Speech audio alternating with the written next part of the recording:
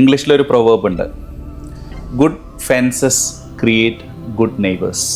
നല്ല മതിലുകൾ നല്ല നെയ്ബേഴ്സിനെ ക്രിയേറ്റ് ചെയ്യുന്ന പറയുന്നത്. ഈ മതിലില്ലാണ്ടിരിക്കുമ്പോഴാണ് പലപ്പോഴും അങ്ങോട്ടും ഇങ്ങോട്ടൊക്കെ അതിക്രമിച്ച് കയറുവാനും അല്ലെങ്കിൽ ഒരു നിയന്ത്രണമില്ലാതെ മറ്റുള്ളവരുടെ പ്രൈവസീസിലോട്ടൊക്കെ കയറുന്ന പ്രവണത കാണുന്നത്.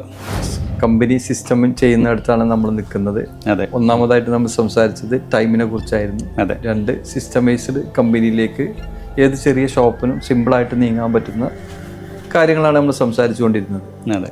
അപ്പോൾ ഇനിയെ നമ്മൾ അതിന് ശേഷം എംപ്ലോയീസ്, റെലവൻസ് ഓഫ് എംപ്ലോയീസ് എങ്ങനെയാണെന്നുള്ളത് നമ്മൾ ഒരു തുടങ്ങി ഇൻട്രൊഡക്ഷൻ തുടങ്ങിയിട്ടുണ്ടായിരുന്നു. അതെ. ഇതെല്ലാം സിസ്റ്റമായിട്ട് കണക്റ്റഡ് ആണ്. കാരണം സിസ്റ്റമാണ് അവർ എങ്ങനെ ഡ്രൈവ് ചെയ്യുന്നത്. എംപ്ലോയീസ് അല്ല സ്ഥാപനത്തിന് ഡ്രൈവ് ചെയ്യേണ്ടത്, സിസ്റ്റമാണ്.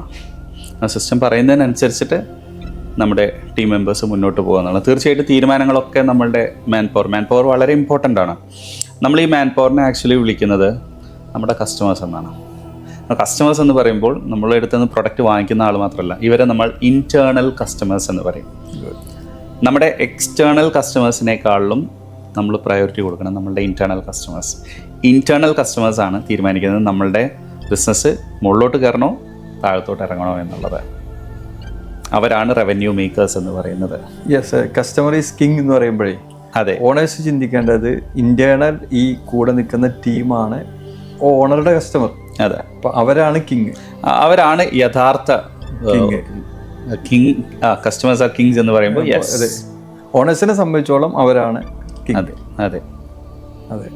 അപ്പോൾ അവർക്ക് വേണ്ട നിർദ്ദേശങ്ങളും കാര്യങ്ങളും ഒക്കെ നമ്മൾ കറക്റ്റായിട്ട് ഗൈഡൻസ് കൊടുത്തിട്ടില്ലെങ്കിൽ, ഈ ഗൈഡൻസ് കൊടുക്കുന്നത് നമ്മളെപ്പോഴും എല്ലാത്തിനും നമ്മൾ സിസ്റ്റം വേണം എന്ന് പറയുമ്പോൾ നമ്മൾ ഡിഫൈൻ ചെയ്ത് കൊടുക്കണം എന്ന് പറയും. ഈ ഇംഗ്ലീഷിലൊരു പ്രൊവേർബ് ഉണ്ട്, good fences create good neighbours. Fences എന്ന് പറഞ്ഞാൽ മതിൽ.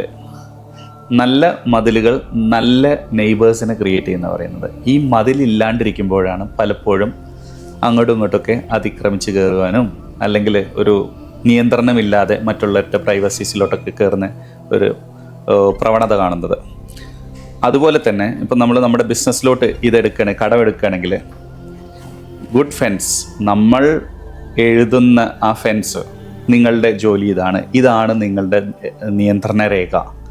ഹൈറാർക്കി, നല്ലൊരു ഹൈറാർക്കി ക്രിയേറ്റ് ചെയ്ത് കഴിഞ്ഞാൽ ആ ഹൈറാർക്കി ഫോളോ ചെയ്യാൻ നമ്മുടെ ടീം മെമ്പേഴ്സ് നിർബന്ധിതരാകുമ്പോൾ, അല്ലെങ്കിൽ ആ സിസ്റ്റം അവരത് ഡ്രൈവ് ചെയ്യുമ്പോൾ അവരവർ ചെയ്യേണ്ട കാര്യങ്ങൾ ബ്യൂട്ടിഫുള്ളി ചെയ്യും എന്നുള്ളതാണ്. മറ്റുള്ളവരുടെ കാര്യങ്ങളിലോട്ട് അതിക്രമിച്ച് കയറുന്നില്ല, മറ്റുള്ളവരുടെ പ്രൈവസീസിൽ ഒന്നും അതിക്രമിച്ച് കയറുന്നില്ല. അവനവൻ ചെയ്യുന്ന കാര്യങ്ങൾ അവൻ ബ്യൂട്ടിഫുള്ളി ചെയ്യുന്നു എന്നുള്ളതാണ്.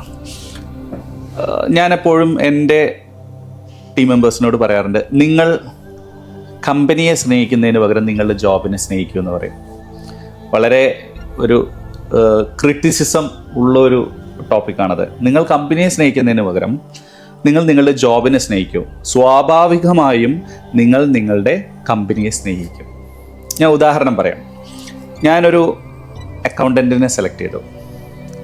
ആ അക്കൗണ്ടൻറ്റ് കമ്പനിയോടുള്ള സ്നേഹം കാരണം അക്കൗണ്ടൻറ്റിൻ്റെ ജോലി ചെയ്യുമ്പോൾ അപ്പുറത്തൊരു വീഴ്ച കാണുന്നു, അവിടെ പോയി ആ പണിയെടുക്കുന്നു. ഇപ്പുറത്ത് വേറൊരു ഫോൾട്ട് വരുന്നു, ആ ജോലി എടുക്കുന്നു. ഞാൻ ചില സമയത്ത് നീ അത് ചെയ്യുന്നു പറയുമ്പോൾ അദ്ദേഹം അത് ചെയ്യുന്നു. അക്കൗണ്ടൻറ്റിൻ്റെ പണിയെടുക്കുന്നില്ല. ഓക്കെ, അപ്പോൾ ഇവിടെ ഈ എംപ്ലോയി കമ്പനിയെ സ്നേഹിക്കുന്നുണ്ട്. കാരണം കമ്പനിയുടെ ആവശ്യങ്ങൾക്കൊക്കെ ആൾ ഓടി നടക്കുകയാണ്.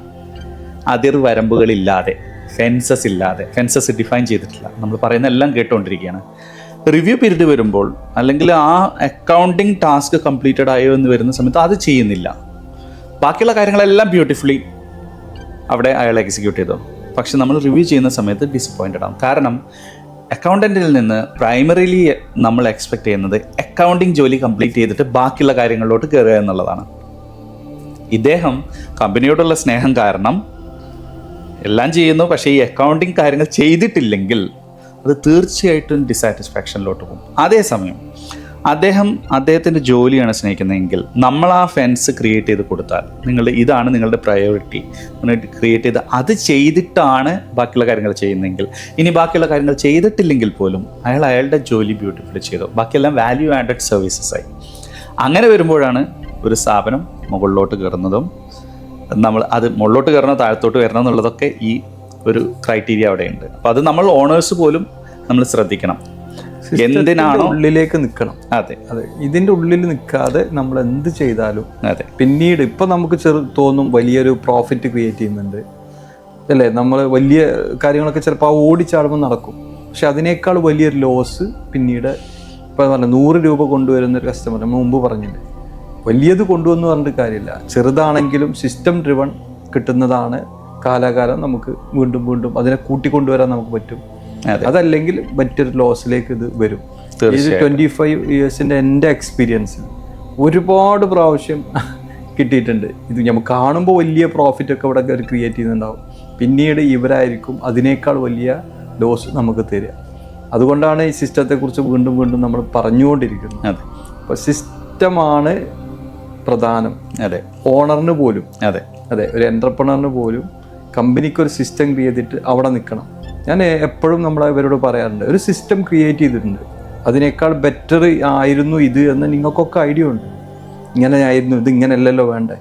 പക്ഷെ അത് എന്ത് ചെയ്യണം, ഇനി ബ്രേക്ക് ചെയ്യണമെന്നുണ്ടെങ്കിൽ നമുക്കൊരു മീറ്റിംഗ് കൂടി ചർച്ച ചെയ്തിട്ട് അതാണ് ബെറ്ററെങ്കിൽ മാറ്റി എഴുതുന്നത് വരെ ഇത് തന്നെ പിന്തുടരണം. അതെ, കാരണം നമ്മളൊരാൾക്ക് തോന്നുകയാണ് ഇതാണല്ലോ ബെറ്റർ. അപ്പം എന്നോട് വഴിയിൽ വെച്ചിട്ട് നിങ്ങൾ ചോദിക്കുകയാണ് ഇതല്ലേ, എന്നാ അന്ന് മുതലാണ് മാറാം എന്ന് പറഞ്ഞാൽ പോലും സ്വീകരിക്കാൻ പാടില്ല. അത് വീണ്ടും സർക്കുലറായിട്ട് വന്ന് ഇതാണ് ഇനി മുതൽ നമ്മുടെ സിസ്റ്റം എന്ന് അതിൽ അപ്ഡേഷൻ ഇതാണെന്ന് പറയുമ്പോഴാണ് സ്വീകരിക്കാൻ പറ്റും. അങ്ങനെ കൃത്യമാക്കിയില്ലെങ്കിൽ ഓരോരുത്തരും എന്ത് ചെയ്യും, ഓരോരുത്തരുടെ ചിന്തക്കനുസരിച്ച് പിന്നീട് അതിൽ പണിയെടുക്കാൻ തുടങ്ങും. അതെ, ഇവിടെ നമുക്ക് എന്താണെന്ന് വെച്ചാൽ ഇപ്പം നമ്മൾ ഈ സ്റ്റാർട്ടപ്സ് അല്ലെങ്കിൽ പുതിയ ബിസിനസ് സ്റ്റാർട്ട് ചെയ്യുന്ന ആളുകൾ അവർ ഇതൊക്കെ പോസിബിളാണോ, ഇതൊക്കെ ഇപ്പോൾ തന്നെ പോസിബിളാണോ, നിങ്ങളൊക്കെ ഒരു ബിസിനസ് സ്റ്റാർട്ട് ചെയ്യുമ്പോൾ ഇങ്ങനെയാണോ സ്റ്റാർട്ട് ചെയ്തത്? അല്ല, ഇങ്ങനെയല്ല സ്റ്റാർട്ട് ചെയ്തത്. നമ്മൾ ആ സ്റ്റാർട്ടിങ് സ്റ്റേജിൽ ഇതെല്ലാം കുറേ ആളുകൾക്ക് അസൈൻഡ് ആണ്. അസൈൻഡ് അല്ലാത്ത കാര്യങ്ങൾ നമ്മൾ തന്നെ എല്ലാം എടുത്ത് ചെയ്യും. നമ്മളുടെ കൂടെയുള്ള ആളുകളെല്ലാം തന്നെ നമ്മളോടുള്ള സ്നേഹം കാരണം ഇതെല്ലാം എടുത്ത് ചെയ്യുന്നുണ്ട്. ആ ഒരു സമയത്ത് അത് അനിവാര്യം തന്നെയാണ്. പക്ഷേ ആസ് ആൻ ഓണർ നമ്മളുടെ മൈൻഡ് സെറ്റ് നമ്മുടെ മൈൻഡിൽ ഉണ്ടായിരിക്കണം, ഇത് ഇന്നതൊക്കെയാണ് ചെയ്യാൻ പോകുന്നത്. അത് കമ്മ്യൂണിക്കേറ്റ് ചെയ്തുകൊണ്ടേയിരിക്കണം.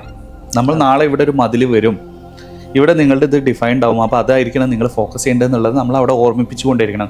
ഇത് ബിസിനസ്സിൽ മാത്രമല്ല, നമ്മളുടെ പേഴ്സണൽ ലൈഫിൽ നോക്കുകയാണെങ്കിൽ ആലോചിക്കുക, 2 നെയ്ബേഴ്സ്, അവർക്കിടയിൽ അതിരുകളില്ല, നാളെ ഇവിടെ ഒരു മതിൽ കെട്ടണം എന്നുള്ളൊരു കാഴ്ചപ്പാടിൽ വരികയാണ്.